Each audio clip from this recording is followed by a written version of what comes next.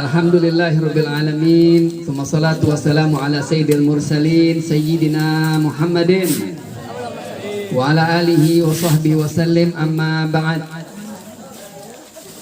Alhamdulillah, kita bersyukur pada Allah Subhanahu wa taala di malam mulia ini kita diberikan berbagai anugerah. Bisa kumpul bersama di tempat yang mudah-mudahan Allah melihat tempat ini, melihat kita semua dengan pandangan rahmat. Amin Allahumma amin.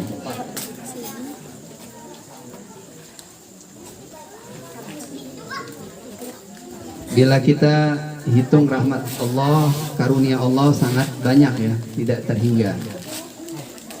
Di Al-Quran Allah berfirman, wa in ta'uddu ni'matallahi la tuhsuha. Kalau engkau menghitung, kalau kalian menghitung nikmat Allah, maka kalian tidak mungkin akan bisa menghitungnya. Gak mungkin mampu kita menghitung nikmat yang Allah berikan. Seorang yang sakit parah sekalipun, dia tetap tidak mungkin bisa menghitung nikmat yang Allah berikan.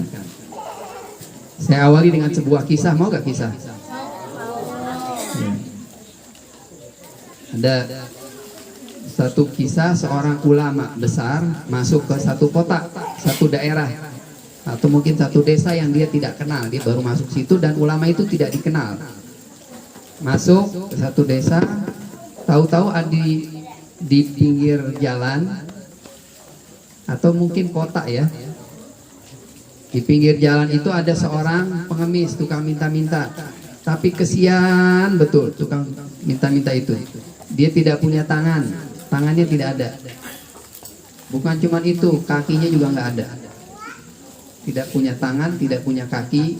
Dia tidur di emperan jalan, berharap belas kasihan orang. Orang-orang yang datang situ memberikan makan, kemudian memberikan minum. Sebagian mereka menyuapi mereka, sebagian mungkin menotakkan aja, dia berusaha mengambil sendiri. Si ulama tadi melihat, kasihan, tersentuh hatinya. Belum dia bertindak, si tukang minta itu, dan satu lagi, dia juga buta matanya, nggak bisa ngeliat. Sudah komplit penderitaannya sudah. Nggak punya tangan, tidak punya kaki, nggak punya keluarga, nggak ada yang menemani, dia hidup di seorang diri, kemudian matanya juga buta. Di jalan tinggal. Kemudian, tetapi ketika si ulama tadi melihat dan ingin berjalan lagi atau belum bertindak menghampiri, baru melihat dia tersentuh, si pengemis tadi memanggil ulama tadi, "Hei Syekh," dan disebutkan nama ulama tadi. Kaget ulama itu. Ini pengemis buta, dia masuk baru pernah masuk di tempat itu, atau bisa dipanggil sama orang yang buta yang tidak kenal. Kemudian ditanya, si ulama tadi menghampiri, "Kamu kenal saya?" Kata si pengemis, "Saya kenal, bukan cuma Anda, saya kenal semua yang ada di sini." Kurang lebih dialognya begitu. Kemudian si orang ulama tadi heran, "Engkau dalam kondisi seperti ini kok bisa hidup di pinggir jalan dan selalu mengucapkan syukur alhamdulillah." Jadi zikir si orang tadi, pengemis tadi adalah selalu alhamdulillah, syukurlillah, alhamdulillah, syukurlillah, terus begitu. Ulama tadi heran, "Kamu tidak punya tangan, tidak punya kaki, tidak punya saudara, matamu buta, hidup di jalan, kok kamu selalu bersyukur? Nikmat apa yang kamu syukuri?" Ulama tadi ingin mengorek ini. Kemudian si pengemis tadi mengatakan, "Aku bersyukur pada Allah karena aku memiliki lisan yang selalu bisa aku gunakan untuk berzikir, dan hati dan serta pikiran yang selalu bisa aku gunakan untuk mengingat Allah Subhanahu wa taala." Bayangkan, seorang yang tidak punya apa-apa, penderitaannya komplit, masih bersyukur. Dengan dia bersyukur, Allah memberikan berbagai macam pengetahuan, sehingga dia bisa kenal siapa aja yang lewat situ. Alhasil, ini sebagai mukadimah saja bahwa banyak nikmat yang Allah berikan sebenarnya pada kita ya. Udah capek belum ini? Belum ya? Belum. Ini sebenarnya saya dikasih tugas untuk membaca kitab. Satu kitab berbahasa Arab, tidak baca semuanya.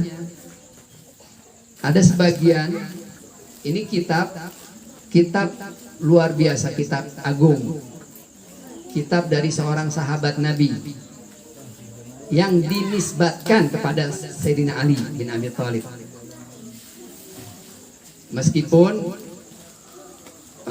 tidak semua ulama bisa memastikan itu, tetapi lihat dari penjelasannya, dari kedalaman ilmunya, mereka mengatakan bahwa kitab ini bersumber dari Sayyidina Ali. Nah, saya diminta ditugas untuk bahas. Di buku ini, di kitab ini membahas tentang ramalan akhir zaman, tentang berbagai macam masalah yang ada di dunia. Negara-negara disebut. Awalnya buku ini merupakan kode-kode saja, simbol-simbol. Pernah lihat wafak-wafak tidak? Pernah lihat ya? Ada yang pernah, ada yang enggak?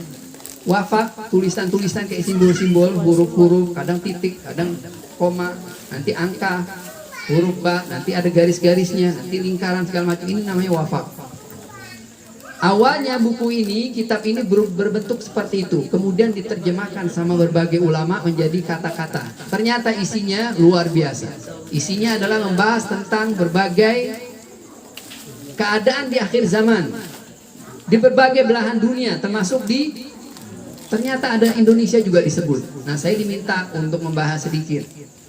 Tapi sebenarnya kitab ini cukup dalam. Mungkin di pertemuan singkat sini kayaknya tidak mungkin ya. Tapi untuk tabarruk tidak apa-apa, saya bacakan sedikit saja. Bagaimana seorang sahabat Nabi menyebutkan jauh-jauh hari mengenai satu negeri yang sangat jauh. Meskipun ada berbagai bukti yang menjelaskan bahwa Sayyidina Ali pun pernah mampir ya. Pernah dengar nggak? Pernah dengar? Bahwa Sayyidina Ali, kalau kita lihat sejarahnya dan berbagai bukti ini pun perlu pembuktian yang dalam ya. Bahwa Sayyidina Ali pernah mampir ke negeri tercinta kita ini di masanya. Tapi ini bukan wewenang saya untuk menjelaskan. Saya hanya sedikit membaca mengenai apa yang disebutkan beliau. Kemudian mungkin saya tidak bahas panjang ya, sedikit aja. Bismillahirrahmanirrahim. Di kitab ini, kan saya katakan tadi bahwa kitab ini asalnya berupa huruf-huruf, simbol-simbol, tetapi kemudian diterjemahkan oleh ulama. Ada satu negeri yang disebutkan, yang kemudian diterjemahkan oleh ulama sebagai negeri Jepang. Sehingga judul di sini Al-Yabanu fi akhiriz zaman. Yaban arti Jepang, bahasa Arab. Siapa yang pernah bahasa Arab? Pernah belajar bahasa Arab? Pernah. Kalau diterjemahkan ke bahasa Indonesia, negeri Jepang di akhir zaman. Ini berbagai negara ini. Ada Irak, ada mana lagi? Alhasil berbagai negara.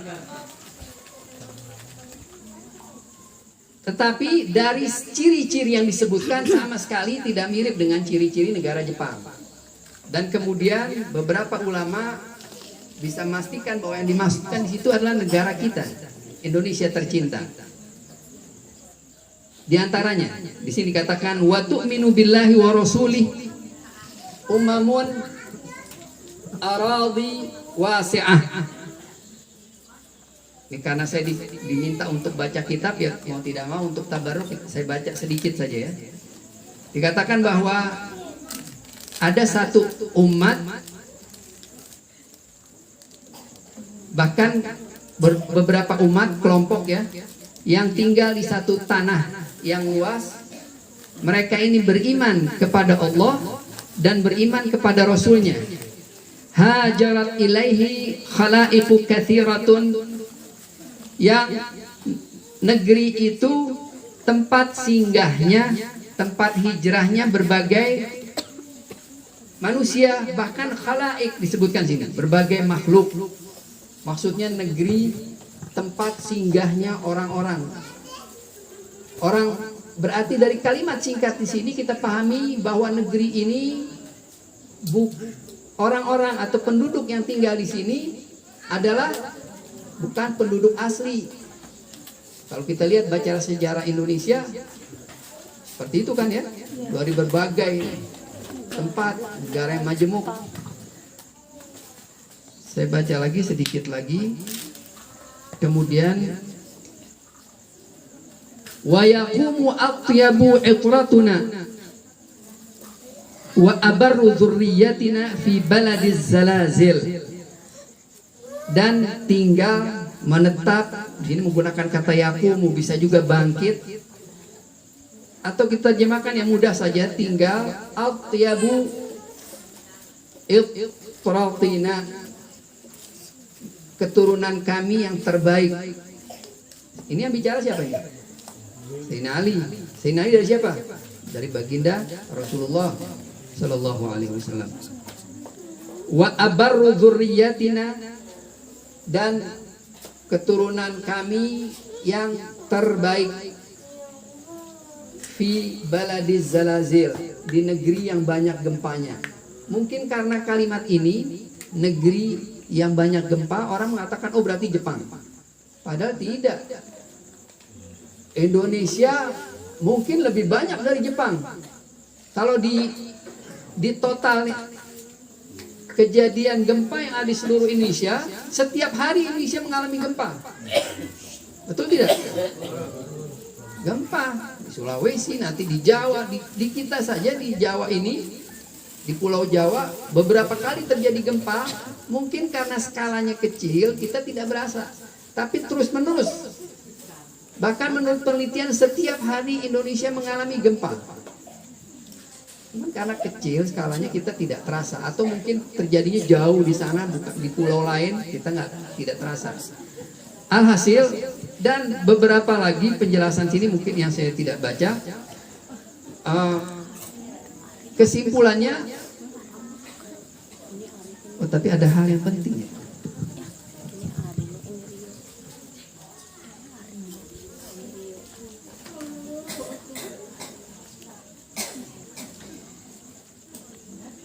Ada hal penting yang saya tidak baca kalimatnya, bahwa negeri ini adalah negeri harapan di masa depan.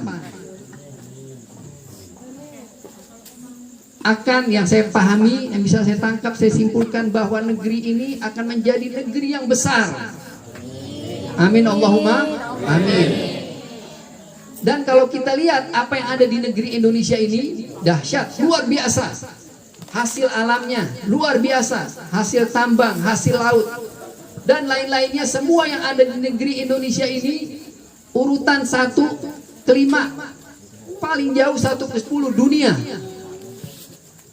Banyak yang urutan 1, mulai batu baranya, nikelnya, segala macam, luar biasa. Hasil tambang emas, perak, uranium di beberapa negara tidak ada. Bahkan minyak yang dikuasai oleh Timur Tengah, Indonesia juga punya. Belum lagi hasil laut yang waktu itu dicuri terus tetap tidak habis. Indonesia luar biasa, negara luar biasa. Kalimat Sayyidina Ali ini menjelaskan bahwa Indonesia adalah negara yang besar, yang hebat, negara yang akan maju, negara yang akan memimpin dunia, bukan main-main. Ini yang bicara siapa? Sahabat Nabi. Kalau sahabat Nabi yang bicara, pasti sumbernya adalah Nabi, sumbernya adalah Rasulullah Sallallahu Alaihi Wasallam. Perlu kajian yang lebih dalam lagi untuk mengupas. Tapi saya ingin di malam mulia ini, saya ingin sedikit cerita tentang siapa itu Sayyidina Ali. Mau tidak? Mau dengar tidak? Sayyidina Ali adalah seorang sahabat. Bayangkan dia selalu bersama Rasulullah. Kalau selalu bersama Rasulullah pasti mulia, Kalau saya sekarang misalnya bersama Ustadz Asror, seorang Ustadz mulia tidak? Mulia insya Allah ya. Yang kita lihat secara lahir, Masya Allah, siapa saja yang dekat, insya Allah akan menjadi Masya Allah juga. Siapa yang berteman dengan seseorang 40 hari saja, maka dijamin sifatnya akan berpindah. Sifat dia pindah ke temannya, atau sifat temannya pindah ke dia. Pasti 40 hari aja jaminan. Makanya harus pintar-pintar pilih teman juga ya. Kuat-kuatan nanti, kuat-kuatan pengaruh. Pasti kadang-kadang kita tidak sadar loh, Bu, saya bicara saya seperti teman ya, seperti teman saya ini. Kadang-kadang gurauan, kadang jalannya, bicaranya, cara mandangnya dan seterusnya. Kalau kita makanya ini juga di apa pembahasan ilmu pendidikan anak itu dibahas ya, bahwa kita harus pandai-pandai seorang anak yang memilih teman, atau seorang tua membantu anaknya untuk memilih teman yang baik. Alhasil, Sayyidina Ali selalu bersama Rasulullah Shallallahu Alaihi Wasallam. Bahkan diangkat anak oleh beliau. Terpaut usia Sayyidina Ali dengan Rasulullah kurang lebih 30 tahun. Berarti ketika Rasulullah 30 tahun, Sayyidina Ali baru lahir. Diangkatlah anak. Waktu itu ayahnya Sayyidina Ali seorang yang miskin, punya anak banyak. Maka ada 3 anaknya diangkat, diberikan kepada orang lain. Sayyidina Ali diambil oleh Rasulullah, diangkat sebagai anak. Bukan cuma itu, diajarkan. Sejarah semua mencatat bahwa yang pertama kali masuk Islam adalah Sayyidina Ali. Meskipun ada yang mengklasifikasikan bahwa yang masuk Islam dari kalangan anak-anak lah Sayyidina Ali. Tapi sepakat, yang masuk Islam pertama adalah Sayyidina Ali. Bukan cuma itu, dia sebagai pembela, beliau sebagai pembela Rasulullah. Cerita sangat banyak kalau saya mau ceritain. Tidak cukup itu, beliau dikawinkan oleh putrinya Siti siapa? Siti Fatimah. Iya, pernah dengar tidak ini? Pernah, alhamdulillah. Dinikahkan dengan putrinya Siti Fatimah. Dan hadis-hadis banyak, hadis-hadis Rasulullah mengenai Sayyidina Ali sangat banyak. Hadis yang terkenal mungkin para yang biasa main rebana ini paham ya. Ada lagu Ana Madinatul Ilmi wa Aliyun Babuha. Itu ucapan Rasulullah, aku adalah pintu kotaknya ilmu. Jadi kalau ilmu digambarkan sebagai kotak, maka pintunya adalah Ali. Ana Madinatul Ilmi, aku adalah kotaknya ilmu, wa Aliyun Babuha, dan dan Ali adalah pintunya. Kalau kota ini digambarkan sebagai ilmu, kotanya ilmu, maka pintunya Sayyidina Ali. Berarti harus melalui Sayyidina Ali kalau masuk. Alhasil, ini ketika kita bahas tentang Sayyidina Ali, bukan berarti membandingkan dengan sahabat yang lain ya. Sahabat-sahabat yang lain punya kemuliaan yang dahsyat lagi. Kalau saya bahas satu persatu tidak cukup waktunya. Ini karena berhubungan dengan buku ini. Buku ini yang nulis adalah Sayyidina Ali. Ada contoh kecil tentang keilmuan Sayyidina Ali. Sebenarnya ada beberapa ayat-ayat Al-Quran yang turun, asbabun nuzulnya adalah Sayyidina Ali. Seperti ada ayat namanya ayat Indar. Ketika Rasulullah pertama dakwah, wa anzir ashiratakal akrabin. Kemudian ada ayat namanya ayat wilayah. A'udzubillahi minasyaitonirrajim. Innama waliyukumullah wa rasuluhu waladina amanu alladzina yuqimuna sholata wa yu'tuna zakata wa hum raki'un. Ini turun juga kepada Sayyidina Ali. Ada ayat namanya ayat tathhir di surat Al-Ahzab ayat 33. A'udzubillahi minasyaitonirrajim. Innama yuridullahu liyudhiba ankum rijsa ahlal bait wa yutahhirakum tathhira. Dan banyak lagi ayat-ayat yang lain yang turun kepada Sayyidina Ali, atau asbabun nuzulnya adalah Sayyidina Ali. Oke, ini ada sebagian contoh saja tentang keilmuan betapa hebatnya Sayyidina Ali. Karena apa? Beliau dididik langsung oleh baginda Nabi sejak kecil. Kalau saya berteman dengan seorang yang pintar, pasti saya kebagian ilmunya. Ini duduknya bersama Nabi. Ada satu kisah menarik bagaimana menunjukkan bagaimana pandainya Sayyidina Ali. Sayyidina Ali pintar betul ya. Pernah beliau ceramah, lagi ceramah berapi-api, kemudian ada orang nanya langsung. Saya mau tanya, berhenti Sayyidina Ali. Saya orang tua saya meninggal, ayah saya meninggal. Kemudian saya punya keluarga sekian, harta yang tinggalkan sekian. Saya punya ini, punya saudara, punya. Dia tidak ada anak, alhasil dijelaskan. Maka bagian saya berapa? Tidak pakai mikir, langsung bagian kamu sekian. Saya nanti terusin lagi. Ini ilmu faraid. Yang belajar ilmu faraid, ilmu waris, ilmu hitung-hitungan tidak mudah. Kita kalau mau hitung waris perlu duduk, hitung, dijumlah lagi, kemudian teliti lagi, baru kita bisa pastikan. Ini spontan. Berbagai pertanyaan-pertanyaan dijawab dengan mudah oleh beliau. Ada seorang datang kepada Sayyidina Ali. Ini ada ceritanya banyak, saya ambil yang mudah-mudah saja ya. Ada seorang datang,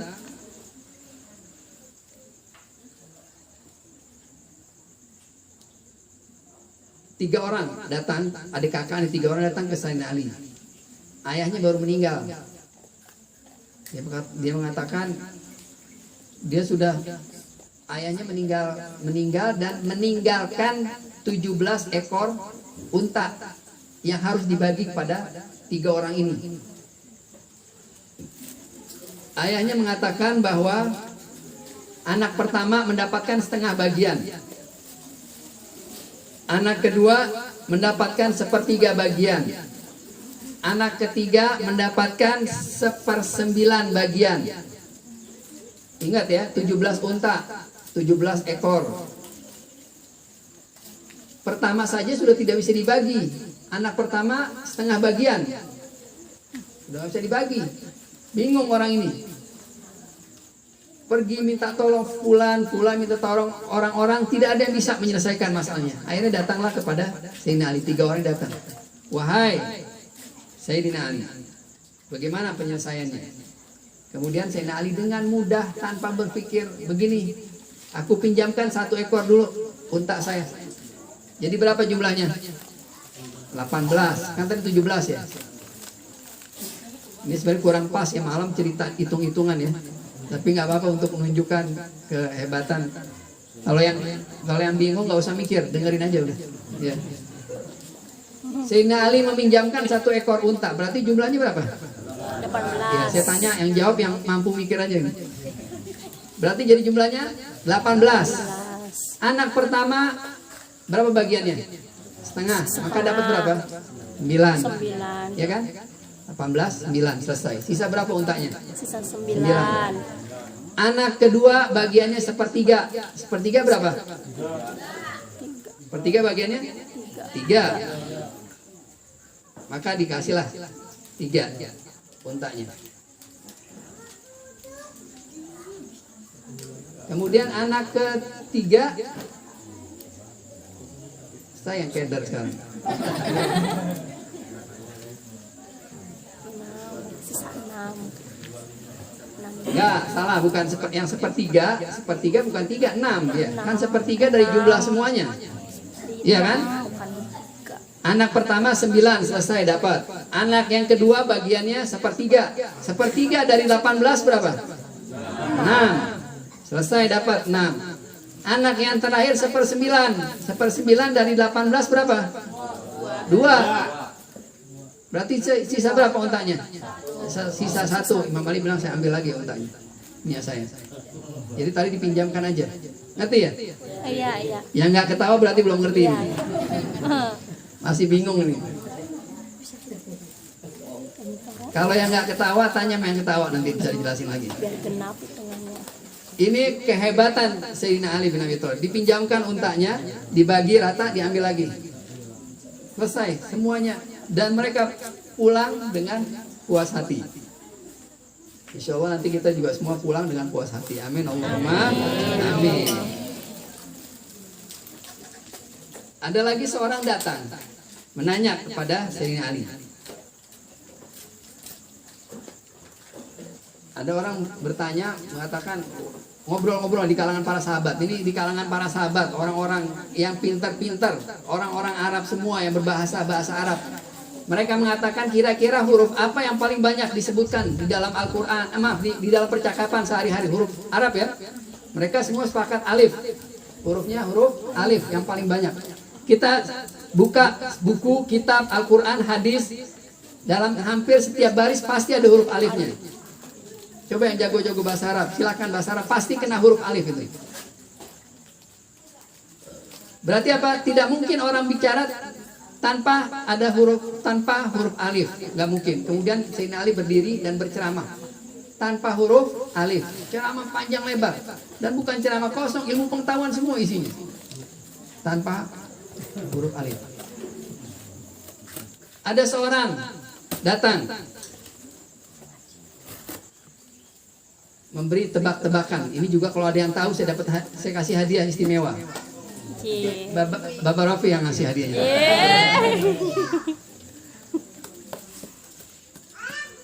Sebutkan rentetan bilangan ya. Misalnya 432, 3400 yang bisa dibagi 1, bisa dibagi 2, bisa dibagi 3, 4, 5, 6, 7 sampai 10 habis. Nggak ada sisanya. Mungkin nggak? Dibagi berapa aja? 0 hasilnya. Bisa. Ada nggak kira-kira? Kalau 10 dibagi 1 bisa 10. Dibagi 2 5. Dibagi 3 nggak bisa. Ya. Ini bisa dibagi apa saja. Dibagi berapapun bisa. Ada nggak kira-kira? Siapa yang bisa jawab? Ini hadiahnya benar-benar istimewa nanti. Siapkan. Berapa? 1. 1 dibagi 1, dibagi 2, nggak bisa udah. Nyerah. 9. 9 dibagi 9, dibagi 1 bisa. Dibagi 2 ya bisa. Tidak boleh pecahan. 8 dibagi 1 bisa. Dibagi 2 bisa. Dibagi 3 bisa. Bisa ya. Ya bisa. Berapa? Yang bisa dibagi semua bilangan. Yang dibagi bisa dibagi 1, 2, 3 sampai 10 bisa. Habis. Enggak, hasilnya bukan pecahan. 6 dibagi 7 bisa. Kurang malah. 0 juga nggak bisa. 8 Nggak bisa.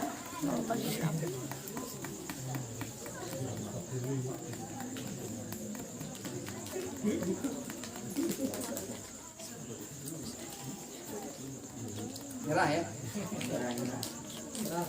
Ada yang mau jawab? Hadiahnya handphone ini. Punya Bapak Rafi. Sorban nih, saya kasih sorban. Oh, yang bisa. Ini bukan Bapak-bapak. barang sorban ini. Kasih surban, Pak. Hah? 67. Ya, mau jawab ini.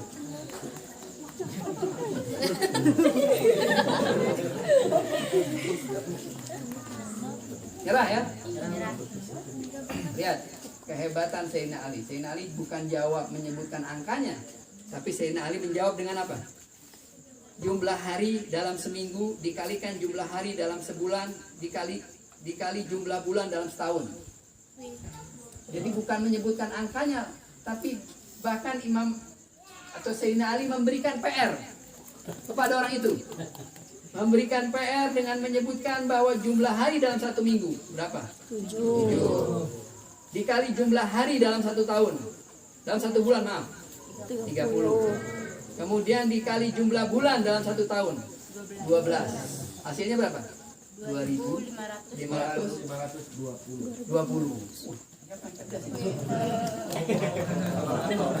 Ulis ya? Pak Ulis? Bukan.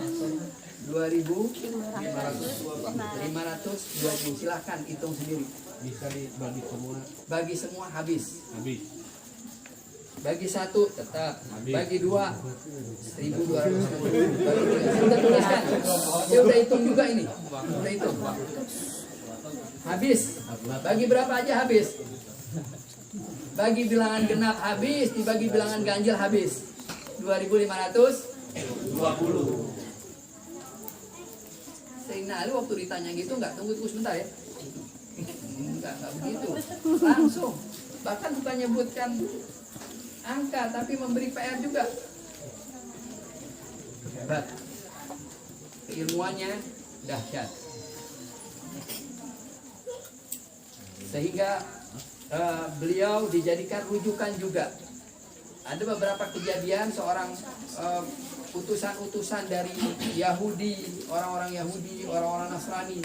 Karena waktu itu kan Islam mulai tersebar, tidak seperti sekarang kalau kita mau menyebarkan sesuatu berita cepat. Dulu kan tidak ada handphone, tidak ada TV, tidak ada radio.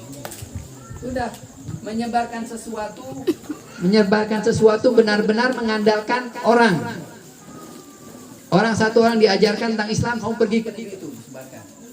Sehingga Islam atau tersebarnya Islam tidak secepat sekarang.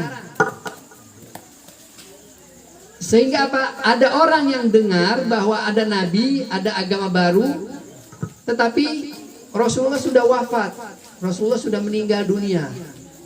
Begitu mereka mendengar, oh ada nabi baru, ada agama baru, mereka akan tertarik, dilihat sesuai dengan apa yang ada di kitab mereka.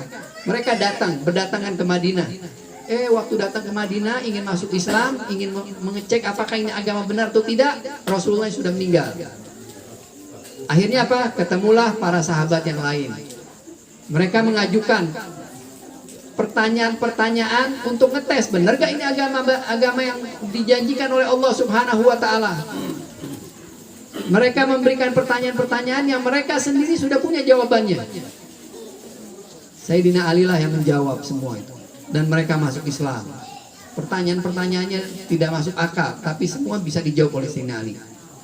Benar apa kata Rasulullah, ana madinatul ilmi wa aliyun babuha. Sehingga ini saya ingin kaitkan ke sini buku ini. Sehingga buku ini kalau memang benar ya dikaitkan, dinisbatkan kepada beliau, ini adalah buku yang besar dan merupakan harapan besar untuk kita masyarakat Indonesia. Sebagai masyarakat yang besar, masyarakat yang kuat, bangsa yang kuat. Persis kalau kita lihat langkah demi langkah negeri ini benar-benar mengarah ke sini. Mudah-mudahan apa yang saya sampaikan di sini sebagai doa juga ya, agar cepat di karunia-karunia besar yang dijanjikan oleh Allah Subhanahu wa taala ini kepada negeri kita cepat-cepat terrealisasi dan cepat-cepat kita bisa merasakan. Tentunya kita harus tentunya semua itu di tangan kita. Ada istilah ikil fatawakal ya. Saya terus terang waktu datang ke sini agak kaget juga. Saya pikir pakai maskeran semua. Sini masya Allah tawakalnya tinggi. Ya. Tawakalnya tinggi. Padahal sebenarnya harusnya ikil fatawakal.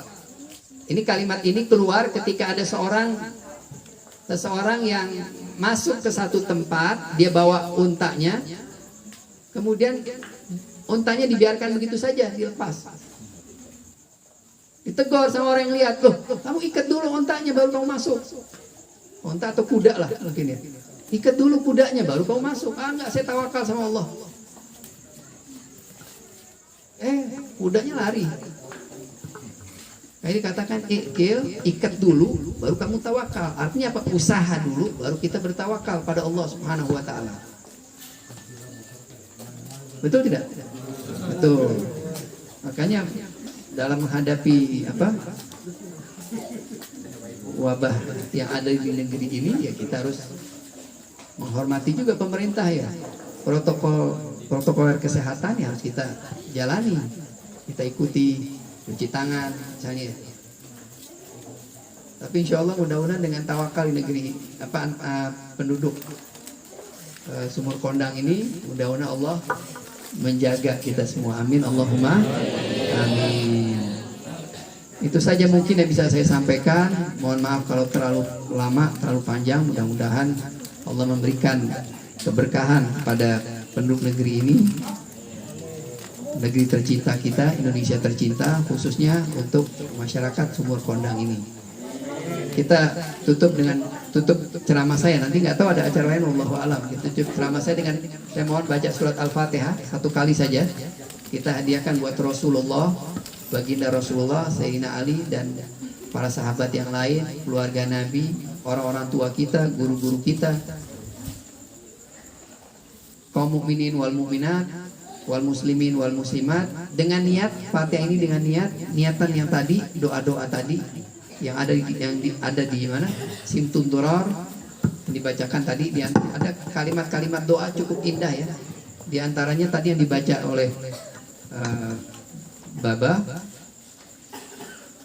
wala Allah yang fa'u bihi mutakallima wasami'.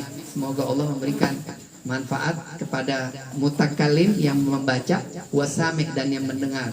Fayadkhulani fi syafaati Nabi Syafi', dan memasukkan keduanya kepada syafaatnya baginda Rasulullah. Ini kan doa yang dahsyat. Kita niatkan bacaan Fatihah ini agar doa-doa tadi dikabulkan oleh Allah Subhanahu wa taala. Kita niatkan juga kalau ada yang sakit disembuhkan oleh Allah. Yang punya dosa diampuni oleh Allah. Yang punya hutang dilunaskan. Yang belum menikah diberikan cepat jodoh.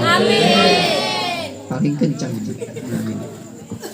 Mudah-mudahan yang belum nikah cepat nikah, dapat jodoh yang baik-baik, ya, cocok, sesuai, seagama.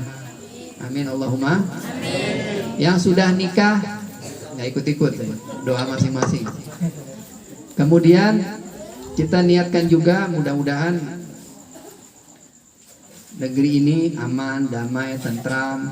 Ya, para pemimpinnya dilindungi oleh Allah, dijaga oleh Allah, para ulama, para habaib dijaga, dilindungi, diberikan rahmatnya. Kalau pemimpin-pemimpinnya baik, dijaga oleh Allah, Allah senang, maka kita semua pasti Allah senang juga. Ya tidak? Ya. Dan juga kita niatkan semua hajat-hajat. Silahkan niatkan hajat-hajat. Saya nggak bisa menyebutkan satu-satu. Yang punya hajat, ini kesempatan baik. Ingat, manfaatkan sebesar-besarnya. Ini dengan adanya maulid, kalau kita bisa melihat alam gaib ini, masya Allah nih, makhluk-makhluk banyak, makhluk-makhluk baik berdatangan dan makhluk-makhluk buruk berterbangan. Jadi ini kesempatan berkat Rasulullah Shallallahu Alaihi Wasallam. Niatkan, yang punya hajat silahkan diniatkan. Kita juga tidak lupa mendoakan Sohibul Bait ini, mudah-mudahan diberikan kebaikan dunia akhirat. Kita semua juga diberikan kebaikan dunia dan akhirat, dan dijauhkan dari berbagai keburukan dunia dan akhirat. Amin Allahumma amin. Silakan niat.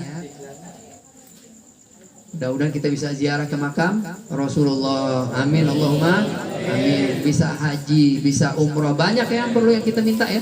Sangat banyak. Kemudian kita juga menjadi orang yang baik. Amin Allahumma amin. Baiknya tapi di mata Allah. Di mata Allah dan di mata manusia. Bukan di mata manusia saja. Yang paling penting di mata Allah. Baik di mata Allah dan baik di mata manusia. Amin Allahumma amin. Kita doakan juga buat kedua orang tua kita ya. Mudah-mudahan dosa-dosanya diampuni oleh Allah Subhanahu wa taala. Dan yang masih hidup mudah-mudahan panjang umur, sehat walafiat, diberikan keberkahan. Yang sudah meninggal dunia mudah-mudahan bisa berkumpul bersama Rasul sallallahu alaihi wasallam. Ala hadhihi niyyah wa likulli niyatin salihah. Al-Fatihah. A'udzu billahi minasyaitonir rajim. Alhamdulillahirabbil alamin arrahmanir rahim.